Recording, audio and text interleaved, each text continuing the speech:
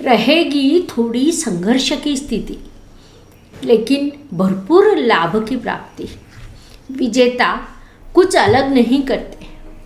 विजेता कुछ अलग नहीं करते तो वे हर चीज़ को अलग पद्धति से करते हैं। प्रयास करना कभी छोड़ना नहीं चाहिए, क्योंकि गुच्छे के अंत की चाबी भी ताला खोल सकती है। सदैव प्रसन्न रहने वाली, सभी को साथ लेकर चलने वाली, उचित संतुलन बनाए रखने वाली राशि के रूप में आपकी तुला राशि की विशेष पहचान है। लेकिन इस नववर्ष की शुरुआत में आपके लिए थोड़े संघर्ष की स्थिति बन सकती है। फिर भी आपको दृढ़ता बनाए रखनी चाहिए, क्योंकि प्रथम महीने संघर्ष करने के बाद शेष वर्ष आपके लिए अत्यंत लाभकारी सिद्ध होगा। नमस्कार, मैं एस्ट्रो गुरुमा डॉक्टर ज्योति जोशी आप सभी ज्योतिष प्रेमी एवं अध्ययनकर्ताओं का हार्दिक स्वागत करती हूँ। सबसे पहले आप सभी को 2022 इस अंग्रेजी नववर्ष की हार्दिक शुभकामनाएं। आपके राशि के लिए यह अंग्रेजी नववर्ष कैसा रहेगा, इस पर हम वार्तालाप करेंगे। आज हम तुला राशि के वार्षिक राशि भविष्य को विस्तार से विश्लेषण करेंगे।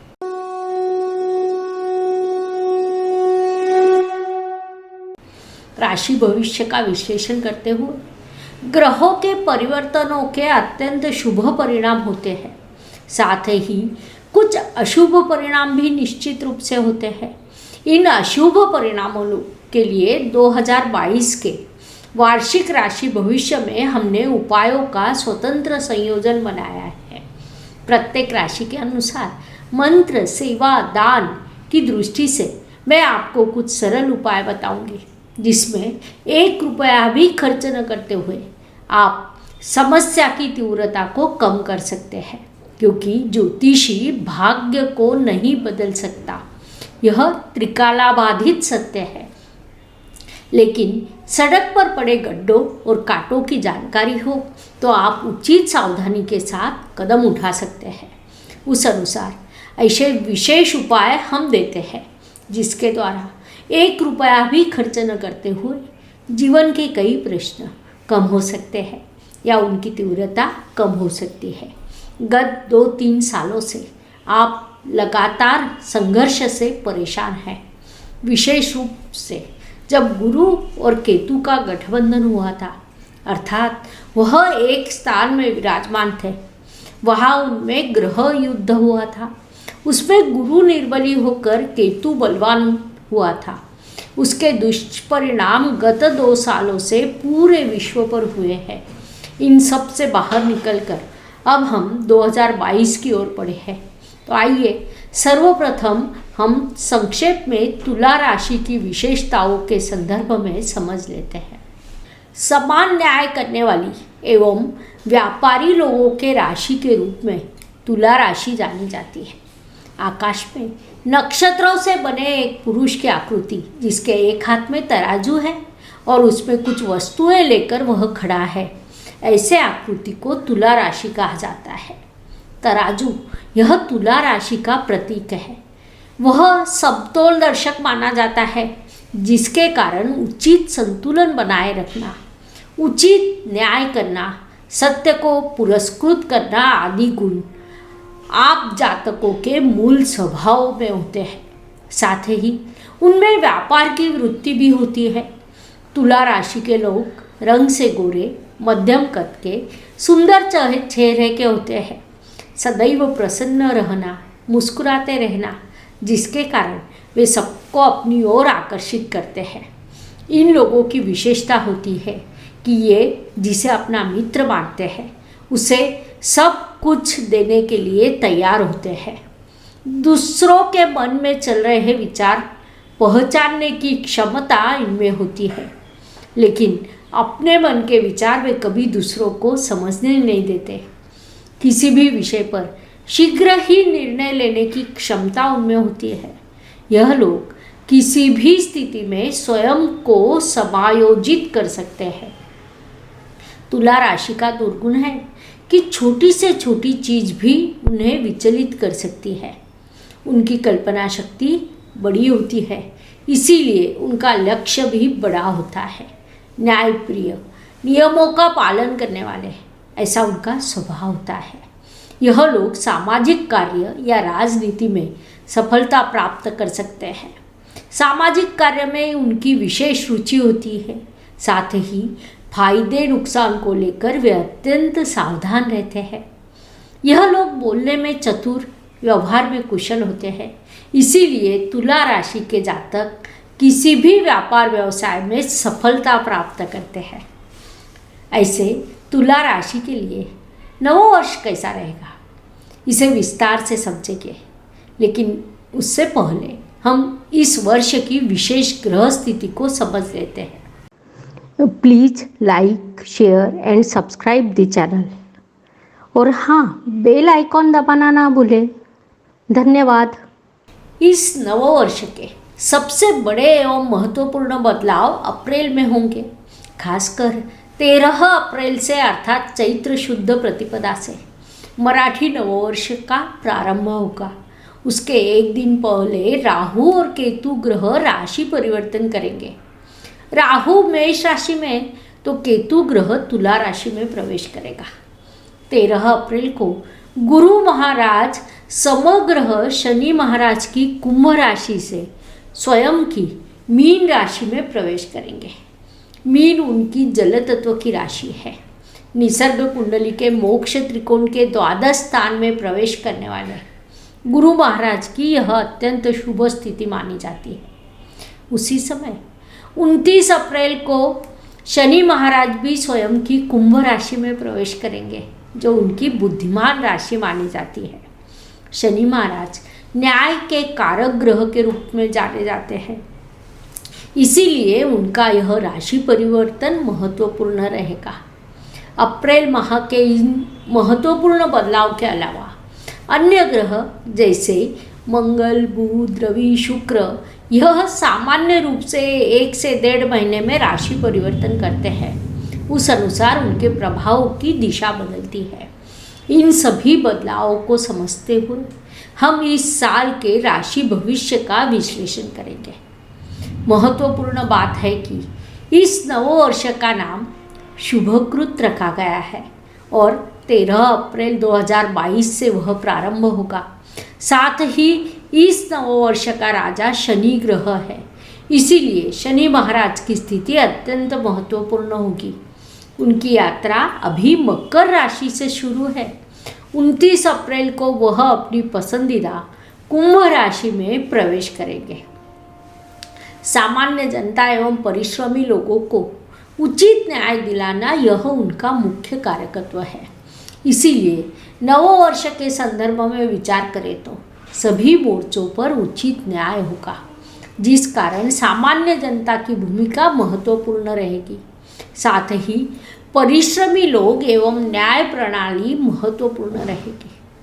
इस मुख्य ग्रह स्थिति के अनुसार 2022 यह नववर्ष विभिन्न दृष्टियों से तुला राशि के लिए कैसा रहेगा, अब हम विस्तार से समझेंगे। शुभ समय हर किसी के लिए पूरी तरह से शुभ या पूरी तरह से अशुभ नहीं जाता है। मनुष्य जीवन सुख दुख उतार चढ़ाव से भरा है। उस अनुसार वर्ष के कुछ निश्चित समय सभी के लिए अत्यंत शुभ एवं लाभकारी होते हैं।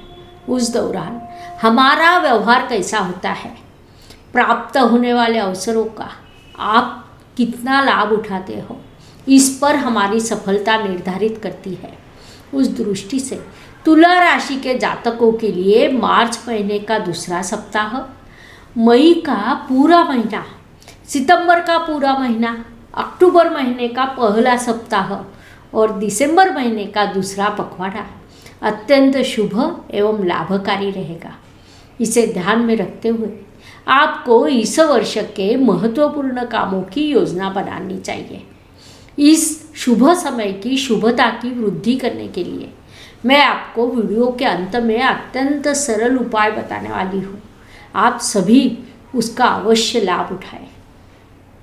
व्यक्तित्व की दृष्टि से विचार करें तो राशि स्वामी, इष्ट देव के स्वामी भाग्येश का प्रभाव व्यक्तित्व पर होता है। उस अनुसार आपका राशि स्वामी शुक्र ग्रह वर्ष के शुरुआत में धनु राशि में विराजमान है। वह आपके शत्रु ग्रह की राशि है। उससे भी महत्वपूर्ण बात है कि तुला राशि के परिश्रम स्थान में यह राशि आती है, जिस कारण आपके विशेष परिश्रम इस नववर्ष की शुरुआत में होंगे। लेकिन फरवरी में शुक्र राशि परिवर्तन कर चतुर्थ स्थान में प्रवेश करेगा। वहाँ मकर अर्थात उसके मित्र ग्रह की राशि आती है। तब स्थिति में बड़ा बदलाव होगा, अर्थात केवल वर्ष की शुरुआत आपके व्यक्तित्व की दृष्टि से संघर्षमय होगी। इस स्थिति को नकारात्मक ना मानते हुए अवसर के रूप में उसे देखना चाहिए, क्योंकि इस अवधि में आपके कर्म उचित दिशा में होंगे। अब जो परिश्रम आप करेंगे वे भविष्य के सफलता की कुंजी होंगी। संक्षेप में, परिश्रम से आपका व्यक्तित्व अधिक प्रगल्भ होगा। आपको उसका पूरा उपयोग करना चाहिए। परिवार, पारिवारिक दृष्टि से विचार करें तो कुंडली का द्वितीय स्थान पर दृष्टि डालने वाले ग्रह, द्वितीयेश पर दृष्टि डालने वाले ग्रह, इन सब के समग्र प्रभाव को समझना आवश्यक होता है। इस नववर्ष के प्रारंभ में आपका द्वितीयेश मंगल ग्रह द्वितीय स्थान में विराजमान है, जिस कारण वर्ष का प्रारंभ आपके लिए पारिवारिक सौख्य से होगा। लेकिन वही केतु भी विराजमान है। केत छुड़ाए खेत, यह पुरानी कहावत केतु के प्रभाव को स्पष्ट करती है। वास्तव में केतु का वह प्रमुख स्वभाव है, जिस कारण परिवार में थोड़ा संघर्ष, थोड़े विवाद शुरू रहेंगे। मंगल वहाँ केवल 16 जनवरी तक ही है। बाद में वह राशि परिवर्तन कर आपके तृतीय स्थान अर्थात धनु राशि में प्रवेश करेगा। धनु राशि मंगल ग्रह की मित्र राशि है। वैसे भी तृतीय स्थान मंगल को विशेष अच्छा लगता है। परिणाम स्वरूप वहाँ से परिवार के विवाद कम होंगे। इस अवधि में आपको पारिवारिक सौख्य की अनुभूति प्राप्त होगी। 26 फरवरी को मंगल ग्रह जब मकर राशि में प्रवेश करेगा तब वह उच्च अवस्था को प्राप्त होगा। फलस्वरूप पारिवारिक सौख्य में अधिक वृद्धि होगी। प्रकृति के नियम तय होते हैं। चक्र जैसे वह घूमता रहता है, झूला जैसे नीचे आता है वैसे ऊपर भी जाता है, जैसे ऊपर जाता है वैसे नीचे भी आता है। गत 2 साल में आपके साथ पूरे विश्व का झूला नीचे आया हुआ है, ऐसा हम कह सकते हैं। इन 2 सालों के संघर्ष के बाद हर कोई बड़ी सफलता प्राप्त करने की आशा रखेगा। केवल 2022 में किसको कब सफलता प्राप्त होगी, इसका अवधि हमें खोजना है। Please like, share and subscribe the channel, और हाँ, बेल आइकॉन दबाना ना भूलें। धन्यवाद। परिश्रम पराक्रम की दृष्टि से विचार करें तो आपके परिश्रमेश गुरु महाराज ने गत साल के नवंबर महीने में राशि परिवर्तन कर अपनी नीच राशि से पंचम स्थान अर्थात कुंभ राशि में प्रवेश किया है, जिस कारण तृतीय के तृतीय स्थान में यह स्थिति निर्माण हुई है, जो अत्यंत शुभ मानी जाती है। अप्रैल तक वे वही रहेंगे। उनकी यह स्थिति आपके लिए भाग्यवर्धक, लाभवर्धक रहेगी। विभिन्न विषयों में ज्ञान प्राप्ति के लिए यह अवधि अत्यंत उपयुक्त है। परिश्रम की दृष्टि से नववर्ष आपके लिए लाभकारी रहेगा। वास्तु, वाहन, भूमि, सुख शांति के दृष्टि से विचार करें तो यह नववर्ष तुला जातकों के लिए अत्यंत उपयुक्त रहेगा।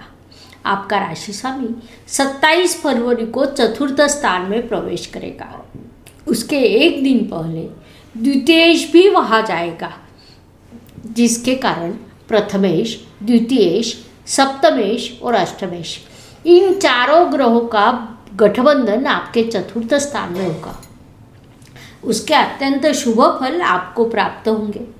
चतुर्थ स्थान में होने वाला यह गठबंधन न केवल सुख शांति का प्रतीक रहेगा बल्कि विभिन्न माध्यमों से आर्थिक लाभ को सूचित करेगा। जिन जातकों के पारिवारिक प्रॉपर्टी के प्रश्न प्रलंबित है वह इस अवधि में छूट सकते हैं, इसलिए आपको उस दृष्टि से प्रयास करने चाहिए। प्रॉपर्टी का विभाजन भी अच्छे से होगा और उससे आपको आर्थिक लाभ की प्राप्ति होगी। साथ ही माता के आशीर्वाद आपको प्राप्त होंगे। पिताजी थोड़ा नाराज हो सकते हैं लेकिन वह अल्प समय के लिए रहेंगे। 14 फरवरी को ग्रहों का राजा रवि भी मकर राशि में प्रवेश करेगा। वास्तु वाहन नई मशीनरी के दृष्टि से यह समय अत्यंत लाभकारी सिद्ध होगा। शिक्षा एवं इष्ट देव के सहयोग के दृष्टि से विचार करें तो पंचमेश की स्थिति महत्वपूर्ण होती है। आपके पंचमेश शनि महाराज स्वराशि में है लेकिन पंचम के व्यय स्थान में विराजमान है। यहाँ त्रिकोण का स्वामी केंद्र में उपस्थित होने के कारण केंद्र त्रिकोण योग बनता है। साथ ही शनि महाराज पंच महापुरुष योगों में से एक योग का निर्माण करेंगे जो एक राजयोग है। लेकिन यहाँ शश राजयोग का अर्थ समझना भी आवश्यक है क्योंकि राजयोग से बड़ा आर्थिक लाभ प्राप्त होता है। उसमें आर्थिक, सांपत्तिक, पारिवारिक, वास्तु, वाहन लाभ की प्राप्ति होती है। विभिन्न मार्गों से जीवन समृद्ध होता है। ऐसे कई राजयोग इस नववर्ष में तुला जातकों के लिए निर्माण होंगे जिससे आपको लाभ की प्राप्ति होगी। साथ ही इष्ट देव के आशीर्वाद प्राप्त होंगे। कला क्षेत्र में जिनकी पढ़ाई शुरू है या खेल का प्रशिक्षण शुरू है उनके लिए यह समय लाभकारी रहेगा। स्वास्थ्य, आरोग्य, कर्ज, प्रतिस्पर्धी शत्रुओं की दृष्टि से विचार करें तो तुला जातकों के लिए अभी भी संघर्ष का समय शेष है क्योंकि आपके षष्ठेश गुरु महाराज पिछले वर्ष में 20 नवंबर तक नीच अवस्था में थे। उसके बाद उन्होंने कुंभ राशि अर्थात आपके पंचम स्थान में प्रवेश किया है लेकिन वहां भी वे षष्ठ के व्यय स्थान में विराजमान है। कोई ग्रह जब अपने स्वस्थान से व्यय स्थान में हो तब उस स्थान के संदर्भ में नकारात्मक फल देता है। 20 नवंबर के बाद का समय अन्य राशियों के लिए लाभकारी है। इस अवधि में कई जातकों के नौकरी के प्रश्न कम हुए लेकिन तुला राशि के प्रश्न अभी भी शेष है क्योंकि षष्ठ के व्यय स्थान में विराजमान है। परिणाम स्वरूप अन्य जातकों को जो लाभ प्राप्त हुआ है वह तुला जातकों को प्राप्त नहीं हुआ। स्वास्थ्य की समस्याएं बनी रही। कर्ज प्राप्त करने के लिए कितने भी प्रयास किए लेकिन वह सरलता से या शीघ्र प्राप्त नहीं हुआ। कई जातकों को अधिक ब्याज दर से कर्जा लेना पड़ा। उससे भी अधिक जिन्होंने कर्जा लिया है उससे फायदा होने की अपेक्षा नुकसान हुआ होगा। इसीलिए आपको उचित अत्यंत सावधान रहने की आवश्यकता है। जिन्हें कर्ज की आवश्यकता है उन्हें थोड़ी प्रतीक्षा करने की सलाह दी जाती है क्योंकि अभी लिया हुआ कर्जा आपके लिए लाभकारी नहीं रहेगा। प्रतिस्पर्धी शत्रु आपको परेशान करने का प्रयास करेंगे। किसी भी विपरीत स्थिति में कोर्ट की सीढ़ियाँ ना चढ़नी पड़े इसका ध्यान आपके लिए रखना आवश्यक है। साथ ही महत्वपूर्ण दस्तावेजों को संभाल कर रखें।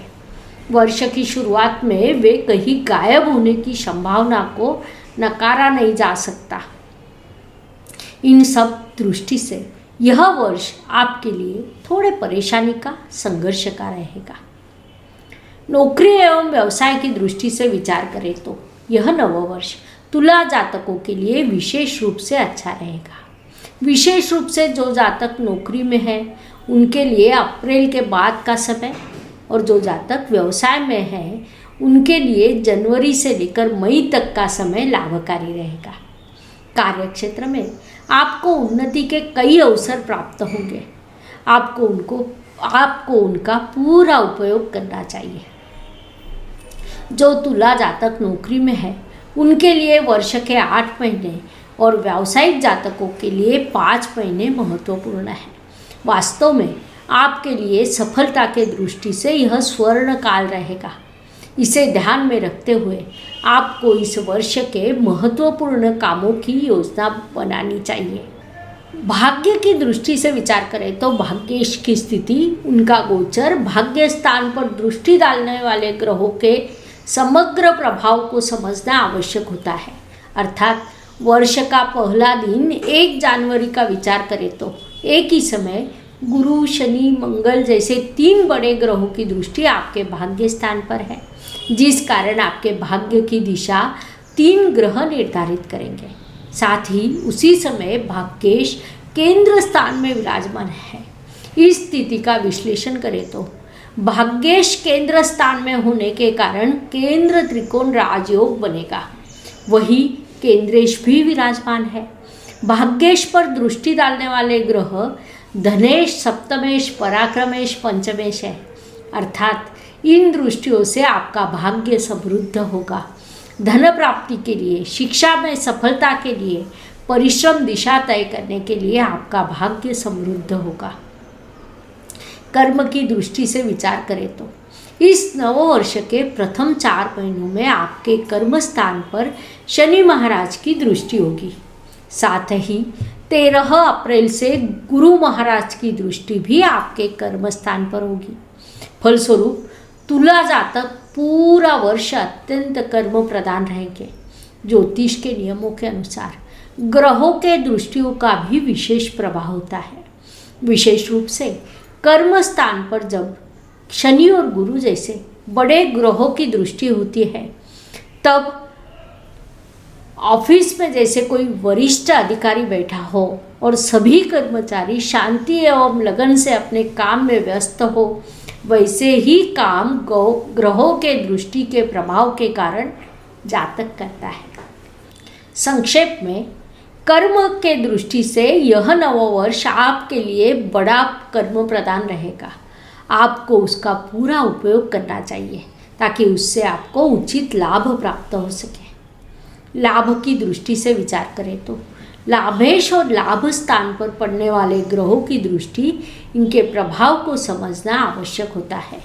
इस नववर्ष के शुरुआत में 4 महीनों में गुरु महाराज की दृष्टि आपके लाभ स्थान पर होगी, जो आपके लिए लाभकारी रहेगी।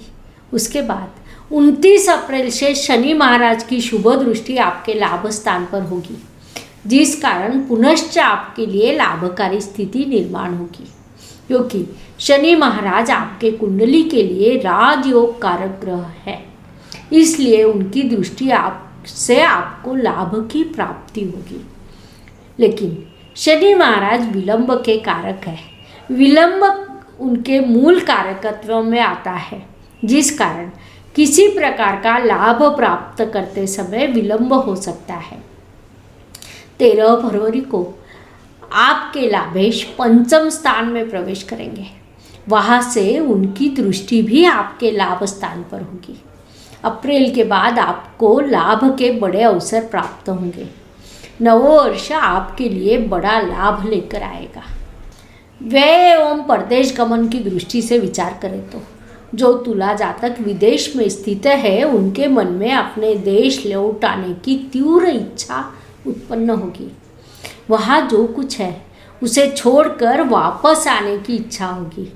अपने देश में अपने घर जो मिलेगा उसी में गुजारा करेंगे, वही प्रसन्नता से रहेंगे, यह मानसिकता विकसित होगी। संक्षेप में वहाँ अस्थैर्य अनुभव आप करेंगे, अर्थात यह चीज़ आपको अतिशयोक्ति लग सकती है। इसीलिए आपके जो तुला राशि के मित्र विदेश में हैं, उनसे आप पूरे साल में समय समय पर बात करते रहें। सत्य की अनुभूति आपको स्वयं होगी। वे कहेंगे, हमें हमारी इच्छा है, हर दिन हमें यहाँ अच्छा नहीं लगता है, फिर भी यह संभव नहीं हो सकता, क्योंकि कोई भी समझदार व्यक्ति भावनाओं में बहकर निर्णय लेता नहीं। तुला जातक तो कतई नहीं लेगा। फिर भी उनके मन में वापस आने की तीव्र इच्छा निश्चित रहेगी। उपायों की दृष्टि से विचार करें तो ज्योतिष शास्त्र में कुछ अत्यंत सीधे सरल आसान उपाय बताए गए हैं। भले ही वह छोटे हो, लेकिन उनका प्रभाव बड़ा होता है। उस अनुसार इस नववर्ष में तुला जातकों के दृष्टि से उपायों का विचार करें तो सेवा, दान एवं मंत्र, इन माध्यमों से करने वाले उपाय मैं आपको बताऊंगी। उसमें काले घोड़े की नाल या कील का छल्ला अपने बीच की उंगली में धारण करना आपके लिए लाभकारी सिद्ध होगा। साथ ही सफ़ेद चंदन में हल्दी मिलाकर तिलक करने की सलाह आपको दी जाती है। ओम सूर्यपत्राय नमः इस मंत्र का प्रतिदिन 108 बार जाप करना आपके लिए लाभकारी रहेगा। इन सरल उपायों से शुभ समय की शुभता बढ़ेगी, अशुभ समय की तीव्रता निश्चित रूप से कम होगी।